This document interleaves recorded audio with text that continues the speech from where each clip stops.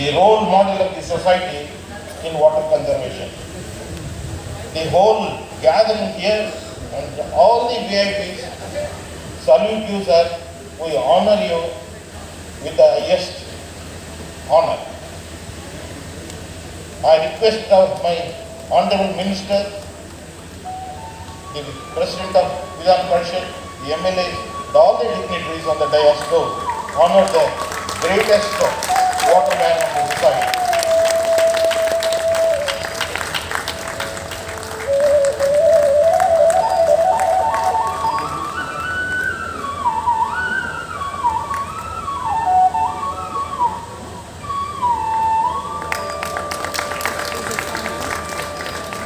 A local man who has served water conservation, but they are not giving the details of his work. He has 7 workers who works together. The type of person whose name is never known, but they work. So this is his recognition.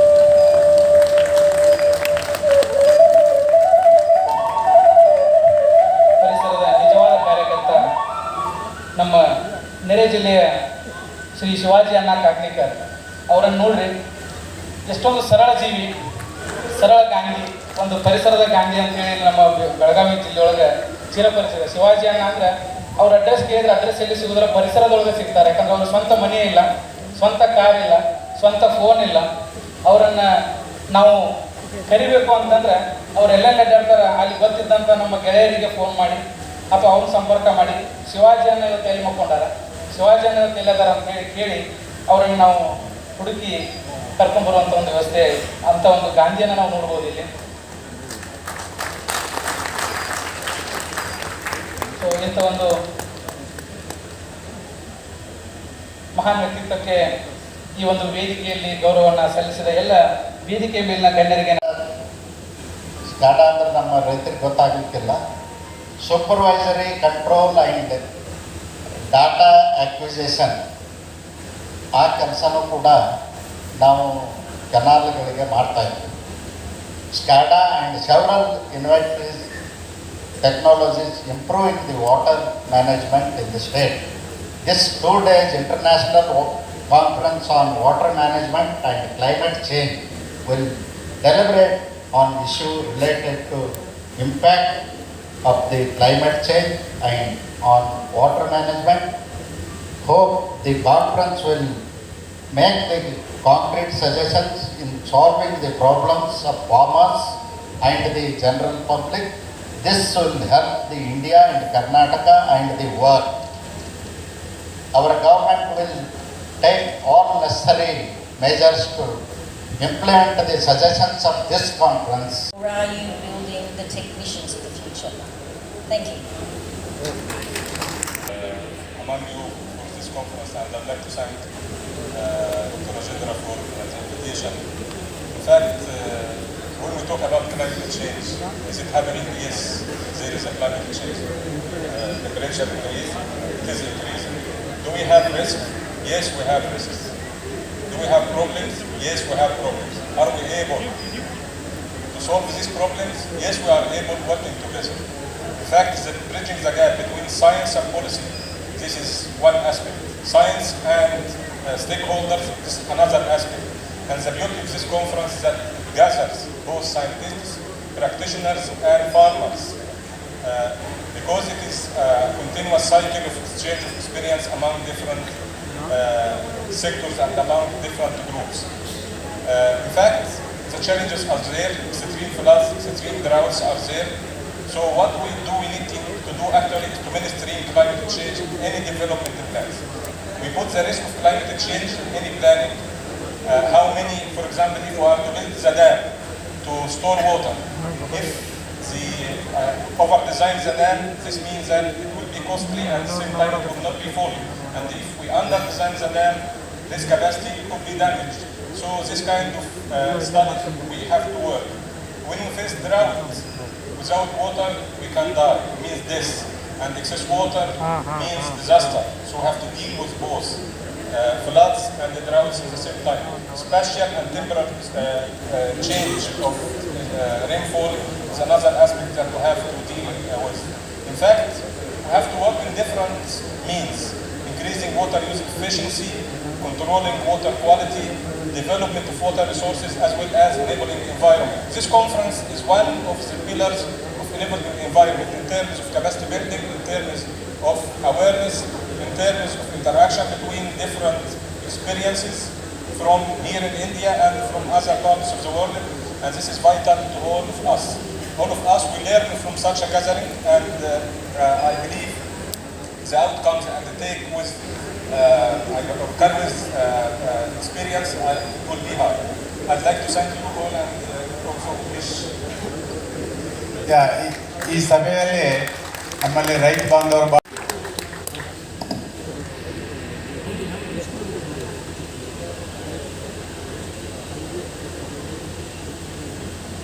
don't mind if I interpret now? Once in a while.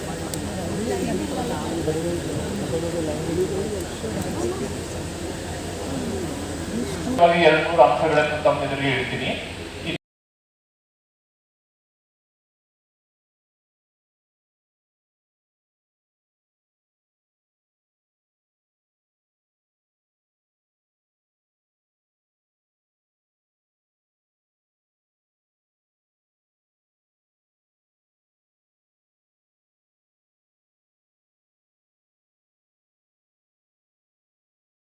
ಅಂತ ನಮ್ಗೆ ಎಲ್ರಿಗೂ ಗೊತ್ತಾದ್ಮೇಲೆ ನಾವು ಏನು ಮಾಡಿದೀವಿ, how did we respond to the decline of groundwater levels in the Arcavati catchment? We responded by building check dams.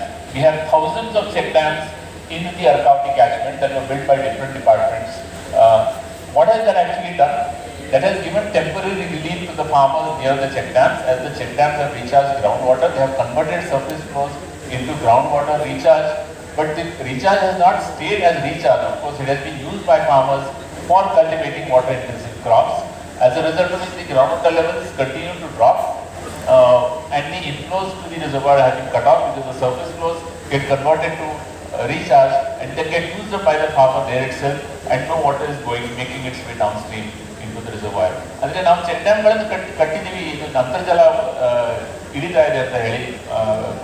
Key reasons for the decline of these inflows, and this is the story across the landscape, probably not just in Karnataka but elsewhere.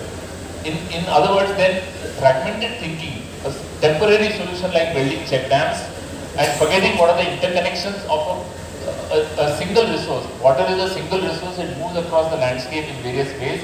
The hydrological cycle is something that we have to keep in mind, that we are not keeping in mind. So we will build check dams to reduce surface runoff. We need to artificial recharge to borewells, again we reduce surface runoff. We are desilting tanks, we are spending thousands of crores of money in desilting tanks, but there are no inflows. So why are we increasing the size of the volume of the reservoir when in fact there is no inflow coming into the reservoir in the first place? And we are not diagnosing the reason for that declining inflow. We are recommending rooftop rainwater harvesting, which also not only cuts into runoff, but it is only useful for domestic scale interventions. It also creates inequity because bigger the house, bigger the rooftop rainwater harvesting capacity, that means somebody living in a slum will never have access to that kind of water. And of course we are building new dams every year, and that has implications downstream. We are an upstream state, which means that we have obligations to downstream communities within the state as well as outside the state. And finally we are drilling more borewells, and that is only depriving future generations of access to the groundwater, as well as the earlier work showed, it is depriving current farmers. So ನಾನು borewell ಜಾಸ್ತಿ borewell ಇದ್ರೆ if I often deprive my neighbor of access to groundwater, because the neighbor will not have necessarily the affordability to drill 5 more borewells to a deeper level in order to access groundwater. So this is why the 2019 draft policy says that we require a paradigm shift in the water sector. From supply side management to demand side management, we have to stop thinking in terms of building more dams because the resource is limited and we have already exhausted most of the possibilities of utilizing the resource. We are actually letting very little water go downstream beyond the obligations of interstate water treaties. The shift from fragmented management to integrated management that thinks of surface water, groundwater and wastewater as a single resource, from depleted groundwater for few people to restored groundwater for everybody. ಎಲ್ಲರಿಗೋಸ್ಕರ ನಾವು ಅಂತರ್ಜಲವನ್ನು manage ಮಾಡಬೇಕು, ಬರೀ ಕೆಲವರಿಗೆ ಮಾತ್ರ ಅಲ್ಲ ಅದು. And from wasting water to water efficient utilization.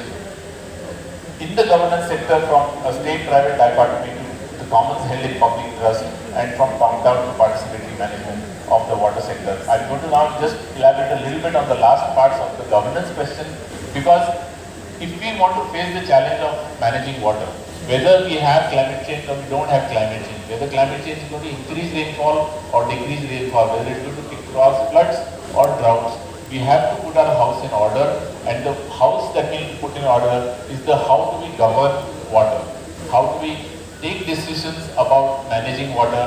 And currently we have a very funny dichotomy or paradox where surface water is a state property. ನದಿಯಲ್ಲಿ ಹರಿಯತಕ್ಕಂಥ ನೀರು ಅದು ರಾಜ್ಯ ಸರ್ಕಾರದ ಒಂದು ಬೇಕಾದ್ರೆ ಕೊಳವೆ ಬಾವಿನ ಕುರಿತು ಆ ನೀರನ್ನು ಎತ್ತಬಹುದು, ಅದಕ್ಕೆ ಯಾವುದೇ ರೀತಿಯಲ್ಲಿ ನಿಯಂತ್ರಣವಿಲ್ಲ. So this is a funny paradox where one part of the resource is state property and the other part of the resource is completely private property. And the decision making on the first part is highly centralized. Instead, we need a public trust doctrine which looks at all water, surface and ground, as a commons held in trust by the government on behalf of the people, which means that the method of decision making on all water has to be participatory and downwardly accountable in the governance system.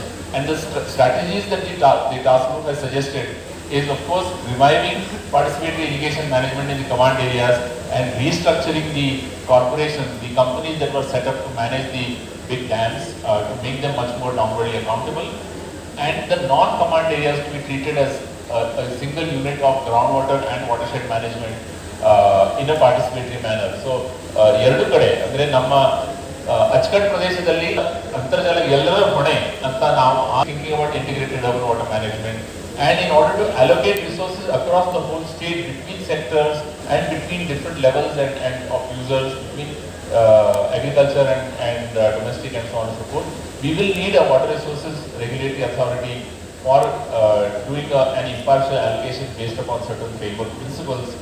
And the information that is required for this kind of allocation and for continued management, we would need a single water monitoring agency, not one agency which monitors groundwater and another which monitors surface water, and the data of neither are really in the public domain. So this in turn will require larger organizational reform, because currently the water department's mandates, their human resources, their structure and their way of functioning are from an era of dam construction. So the Water Resources Department of Karnataka, for example, has 3,000 or 5,000 engineers, and the groundwater, which is providing 40% to 60% of the water for the users, is actually managed by 300 staff in the groundwater directorate, half of which the posts are still empty. So we have to shift our whole way of organizing our water resources administration. We have to move the thinking from construction to regulation, which is done in an integrated manner, decentralized and people-oriented, which means we also need to separate the functions which are currently all sitting in one department: the function of regulation, the function of information provision, the function of bulk construction and supply, and the function of micro-level water management at the, say, village level, which has to be done by the Gram Panchayat or the Gram Sabhas of those villages. And finally, this will require us to think beyond engineering. I think this echoes Dr. Caroline's point that we should not be focusing on creating technicians. We have to be focusing on creating leaders who can interact with people and build the water governance system bottom up to ensure that it is participatory and it is just. So we cannot depend only on engineering training and geological training. I call it training rather than the person, because people can change. It's the training that needs to change in order to expand their horizons. And in order to enable this, of course, we will require a legal reform, a state water framework law, a revamped Participatory Irrigation Management Act, a parallel act for the non-command areas, a Water Resources Authority Act that acts as the higher level, linking the two. And we have to, of course, amend the acts that regulate the many boards that have already been set up, because all these acts are about empowering these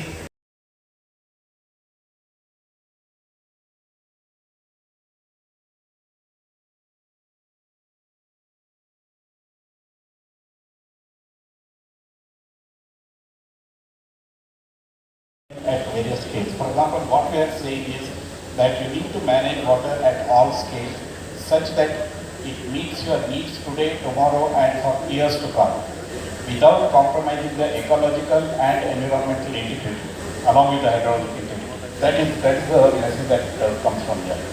Now coming to climate change then, you must be aware that because of the global warming, we are talking about 2 degrees rise in temperature with respect to the pre-industrial era and so on, and that becomes critical.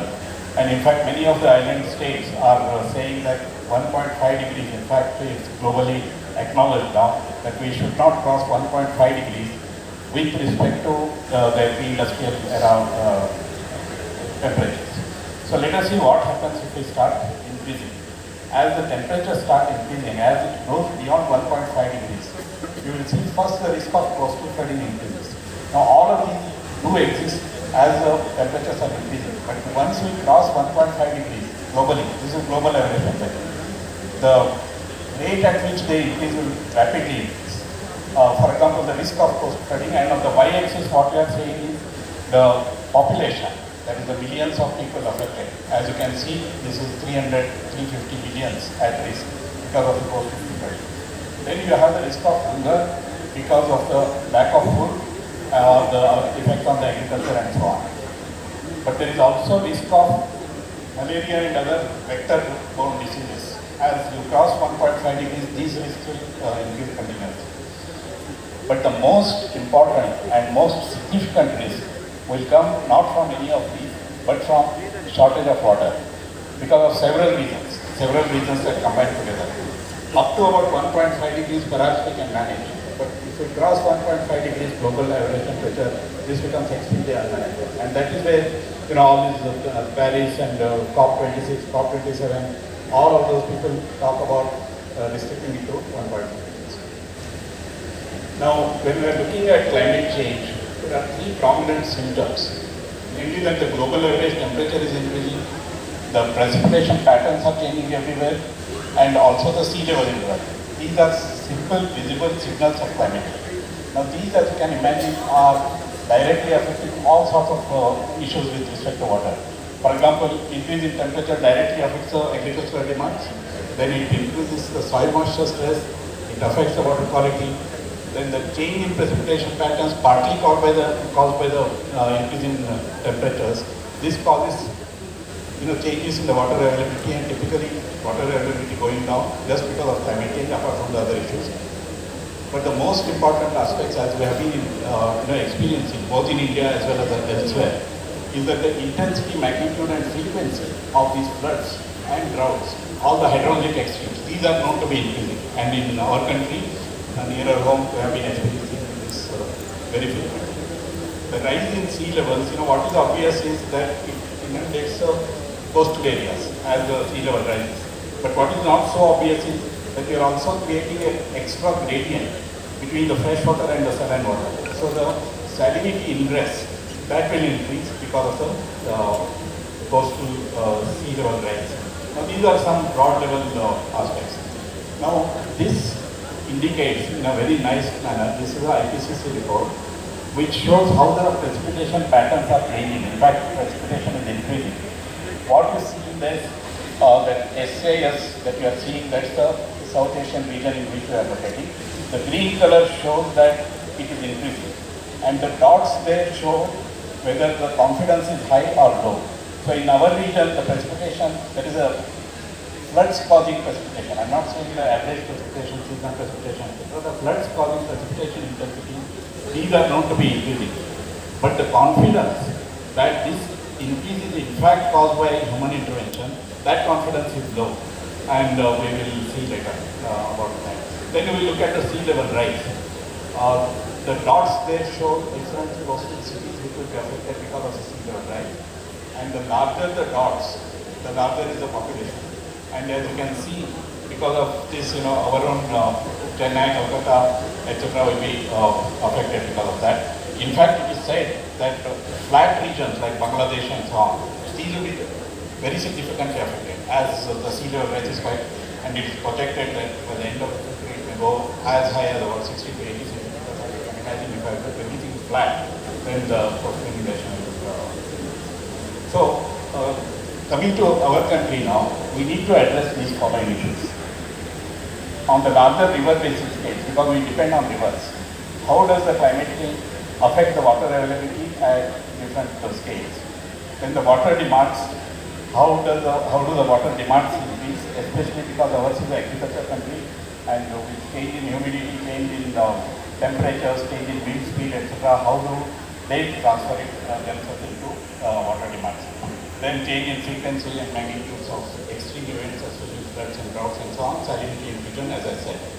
Now, because we are standing at this point in time, and then we want to see how the future is likely to evolve in terms of the climate change, we have to follow recourse to global climate scenario, because the climate is connected. We cannot be talking only about, let's say, Dharwad climate without connecting them. So we do, from the global scales, we have the capability now to bring it down to regional scales. That is the projections that are provided by the climate models. We use several techniques, several methodologies, and bring it down to smaller scales, regional scales. That is a peninsula area. And then, now this is a Japanese case I'm showing, Japanese model, by which they actually bring it down to the city scale. And in Bangalore case study, we have been able to do this. Which means that from these global models, we should be able to look at how the particular city responds in terms of the high intensity precipitation and so on. Just one example of Mahanadi stream flow, as you know, Hirakud reservoir is there on that. The first point that I made, that we already have large reservoirs, large dams, etc. built. Now it's our responsibility to see that they are operated correctly, so that the efficiency of water use at large scales, that is improved. So we look at the Mahanadi stream flow and then see how the future is likely to unfold. Don't worry about the graphs there. What it shows is that if the middle level flows are likely to decrease, let's say between 60% to 70% and so on, these are the flow duration curves that I don't use. 60 to 70% flows, if they are likely to decrease, they will have a major impact on the hydropower production as well as irrigation water and other water resources. On one side, the flood driving precipitation may be increasing, and in Mahanadi it does show at certain regions the precipitation intensities are increasing. Your seasonal flow may remain the same, but the distribution within the season, that is getting totally affected. So we ask the question, can we operate the reservoirs such that these are large reservoirs? For example, Bakra Nangal, Mahanadi, as well as Sarrar Sarovar. How do we tweak the operation such that we are able to maintain the same performance as it exists now, in spite of the adverse effects of the climate change? So this is what we do and show how the reservoir operation should be tweaked such that we are able to maintain the same performance as it exists. Now the last point that I would like to touch is the floods and any hydrologic extremes of floods or droughts. The first question we ask is whether the climate change is in fact intensifying the magnitudes as well as the frequency of the floods, and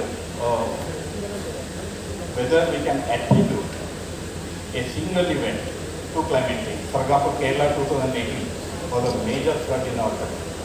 Chennai 2015 was a major flood. Uttarakhand 2013, 2014, several incidents. They are all extremely high floods. But can we say that Kerala floods was caused because of the climate change, or Uttarakhand was caused because of climate change? The science has not progressed to that level where a single event, single extreme event can be attributed to climate change. But a pattern of this, large number of extreme events happening over and over again in the same region. These kind of patterns, the current science is moving towards that, where we will be able to say sooner than later, hopefully, that such and such a particular extreme event, bulk of it came from the climate change, and there are also other reasons. So that's the idea. So Bangalore city, I just showed a couple of slides on that. Bangalore city, we have done this work. What it shows is that historically what has happened over the last 20-30 years. The intensity, the short duration, high intensity rainfall, this is increasing almost by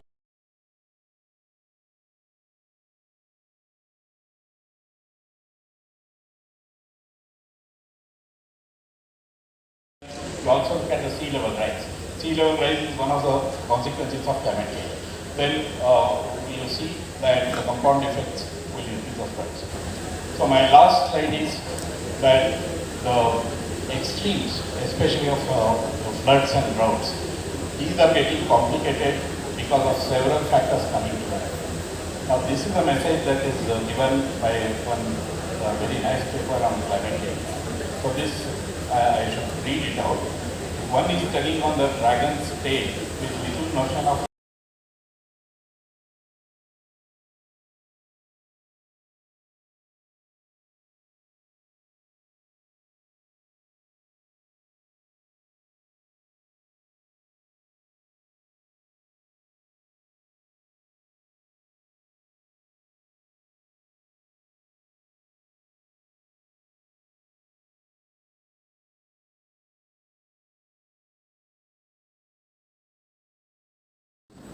of climate change.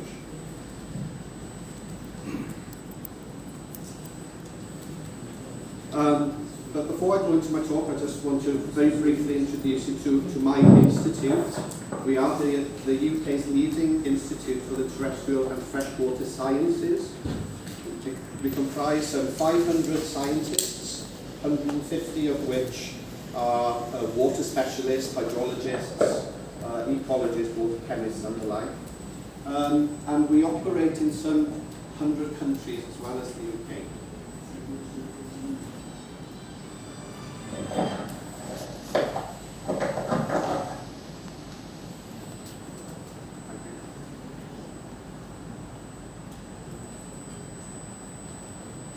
So that's probably enough about the Institute. The outline of my talk is as follows. So I'll present some slides shortly on the evidence of climate change and what we are seeing of climate change right now currently.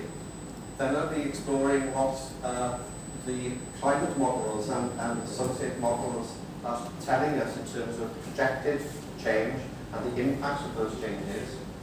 And then I'll explore how we might best manage the uncertainty that prevails in those future projections, and then how we might adapt to what these people are projecting for us.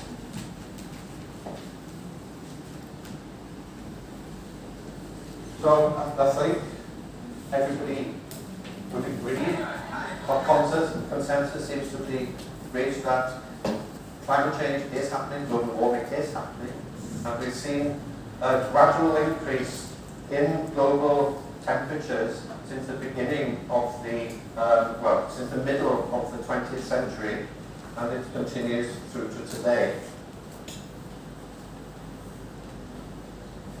As Paddy Majumdar mentioned in his talk,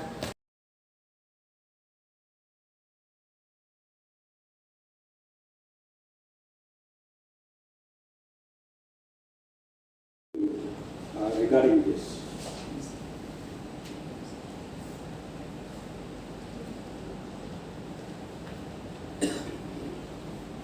My presentation is, I will be giving you some evidence regarding climate change driven increases in the tree mortality across the globe. Where are they occurring? What is the characterization of these effects? What kind of patterns we can see in the mortality? What's in the gap? What is the understanding of gaps? And then implications for tropical forest and environment. Actually, what we are already entering into a new era of tree death. What actually you are seeing is a pine forest of Canada.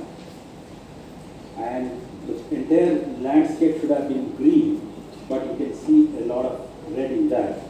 And those reds are actually the trees that are dying.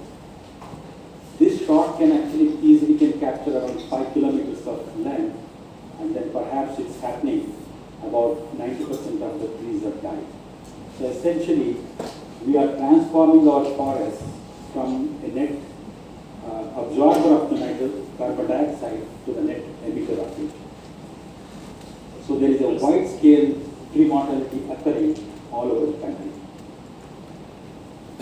First question we should ask is that, is it a local specific problem, or how widespread is this tree mortality? I'll give you 3 or 4 evidences. First one is by Allen and his co-workers in 2010, where they did a global overview of the drought and heat-induced mortality. They collected more than 150 references and documented something like around 88 examples of forest mortality driven by climate or water stress since 1970. These examples can be a modest tree death to a quite an extreme kind of an episodal regional scale of forest die-off. This is the satellite map of Asia, which documented 14 of them in 2010, and it has now doubled. As you can see here, in each of these, you have in Turkey one species called Abies having the mortality. You have pines in China, pines in another province of China, in South Korea, and so on and so forth. In India also, in the Western Ghats, we have Acacia senegal dying, and then Paulerina dying, and a lot of other tree species dying. The same thing is in case with Europe. There are 25 such cases of episodal tree mortality because of the climate-induced either drought or the heat or the combination of biotic stress. So here you have in Switzerland a large scale of pinus being destroyed, and again pinus is being destroyed in Spain. This is true in case of Africa. Though the African continent is very, very large, the number of documented evidences are low, basically because they are not being reported. So the reported and published data is quite low. You can very well imagine that it could be 10 times higher than what has been reported here. You have it in Namibia, Algeria. Similarly, you have it in Australia, about 4 cases, extinct cases of eucalypts. Eucalypts supposed to be the most hardy, drought-tolerant species that have been, expressed as a percentage of references that are actually for the forest alone. It's essentially that whether or not the reports telling that there is a mortality is in higher low. So as you can see the trend, there is a clean increasing trend with the time with an R-square of 0.61, telling that there is a positive correlation with respect to time and the tree mortality that is being reported. So this is another case where we are now witnessing a wide-scale global climate change-driven drought has emerged as a major threat to forests of the world. So a study that shows tree mortality of Canada's boreal forest has increased by 5%, and then which is much higher than what is expected. Our Western Ghats is also not very free from this. In fact, very recently we have discovered that one of the freshwater swamp species, which is supposed to be always in the water, is showing up a lot of tree mortality in several places in Uttar Kannada. In fact, there are evidences dug out from the grey literature in the forest department, and these are all the forest ranges, and those are all the species that are actually showing the initial signs of tree mortality. So there are 62 peer-reviewed publications, out of which 248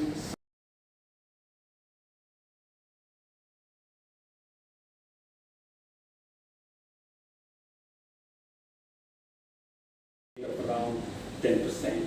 And fortunately, the tropical rainforests are low, and then it goes on like that. What is interesting is that the annual mean precipitation and the mortality are negatively correlated very, very strongly, almost to the R-square of 1. So if you compare the gymnosperm versus the angiosperms, gymnosperms are showing very high mortality. Evergreen versus deciduous forests, they are almost equal, and then saplings, which are, you can call it a children of the forest, they are dying much faster than the other. Without going to these, I can straightly go to the conclusions of that. Mortality is not significantly correlated to the elevation, and then mortality is not significantly correlated to the temperature, but stand density has a significant positive effect on mortality as expected.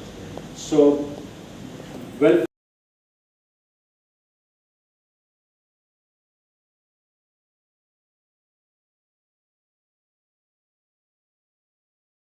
issues in this area in UP and MP in both parts.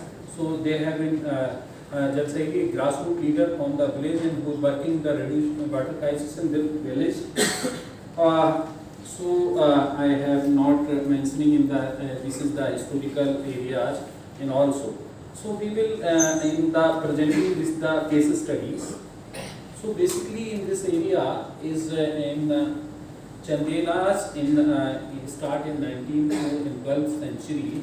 They have built in the tanks in for a temperature maintained, not a or in a water conservation. This is the very unique thing about the in this. In spite of having more than 3,000 mm of rainfall in the state of Goa, this is a major concern of water management, and that is basically man-made, and that can be managed, that can be tackled, and most of the water is going in the form of runoff to the Arabian Seas. But in the East Coast, the challenges are different because the sea is aggressive. So therefore, cyclones, super cyclones are very common. Like the West Coast, cropping intensity in the East Coast is also low as compared to the national average, but comparatively better than the West Coast. And out of those, about 40 million hectares into the entire coastal region, about 25% of the land is degraded because of water erosion, seawater intrusion, water logging, soil salinity, acidity, minings, cyclones, super cyclones, and many other reasons that have also been highlighted by Dr. Joshi. And about 62% of the land in the West Coast, out of the total land degradation in the West Coast, because of undulated and steep topography that leads to the higher water erosion. So that is a major concern, and because of the climate change, the all processes, specifically the soil salinity because of the seawater and gas is increasing, and in future that increase in the temperature will further lead to the water scarcity that may further affect the water cropping intensity, that further may lead to the reduction in the production. And I already highlighted by Dr. Joshi, in the west flowing rivers, only utilizable water is only 18%. In these flowing rivers, we have 75% utilizable water, but annual water availability is very low into these flowing rivers. It's more in the west flowing rivers. And groundwater availability in the coastal region. In the west coast, it is about 56,000 hectare meter, and the east coast it is about 97,000 hectare meter. In the west coast, the groundwater development is about 50%. In the east coast, it is more than 65%. So pumping is more being done into the east coast. Moreover, the rainfall is low, but pumping is higher. So there is chances that in time to come, east coast will be more affected by the climate change as compared to the west coast because of the overexploitation of the water resources. And net irrigated area in the west coast is only 30%. That ultimately affect the cropping intensity, because I told you that in Goa we have 160% of the cropping. Only irrigated agriculture is only 30% of the west coast. In the east coast it is 61% because of the overexploitation of the groundwater resources. And the groundwater availability for the future use, it is more for the west coast, and it is about 45,000 into the meter into the west coast, and about 45,000 for the east coast. But requirement is much higher if you want to take the more productivity. Since population is increasing, you need more food in the future. Just average maximum temperature of the coastal region is about 32 degrees centigrade. Into the west coast it is 31.5. So comparatively, east coast is comparatively more warmer, as with regard to the maximum temperature, with regard to the minimum temperature also, East Coast is having about 23 degree minimum temperature. On the West Coast it has 20.9 degrees. So in general, as compared between these coasts, the East Coast is more warmer than the West Coast. Please conclude. Yeah. And annual rainfall, you see the West Coast is already written, almost double rainfall we are getting, and the number of rainy days is also higher into the West Coast as compared to the East Coast. I am just giving the overview of the both the coasts.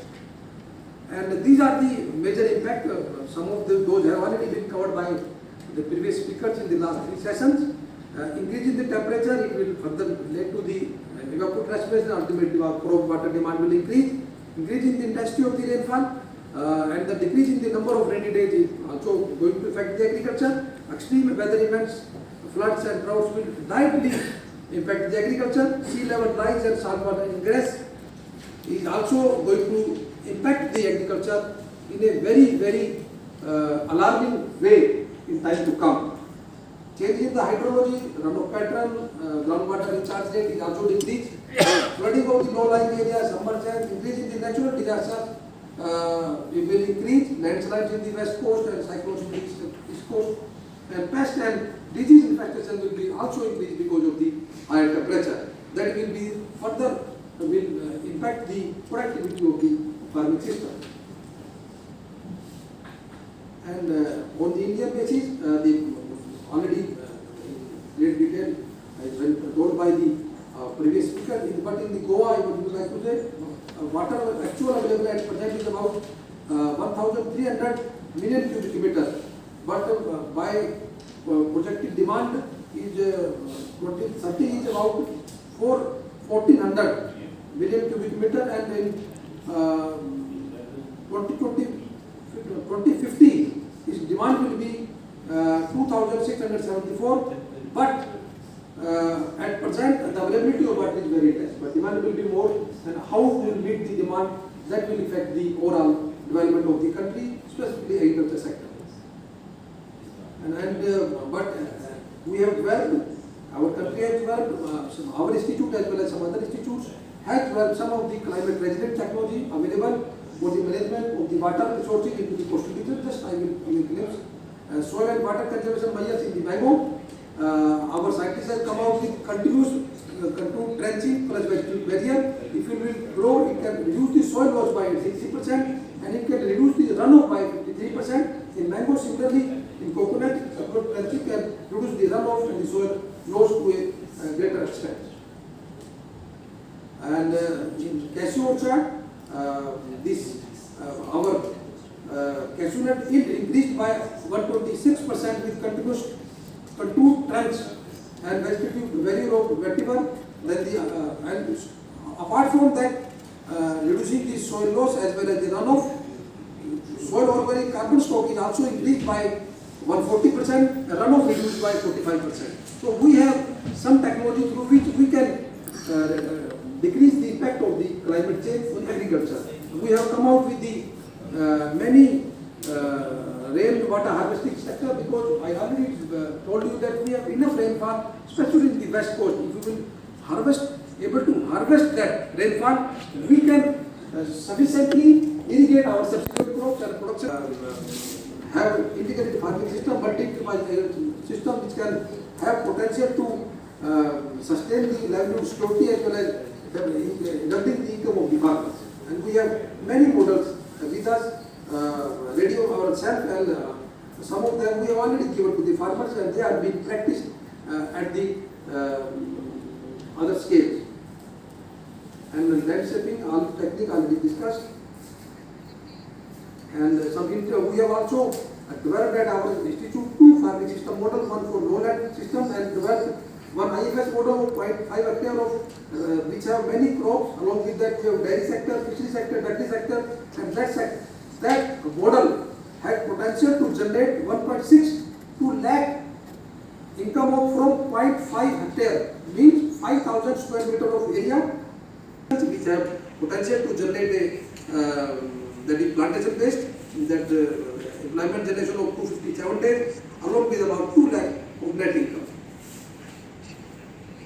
And we have also developed climate smart crop varieties, 4 varieties of rice, 4 varieties of cashew nut, and some other at India level. We have heat stress tolerant 2 rice varieties, wheat about 30 varieties, maize 5, potato 3,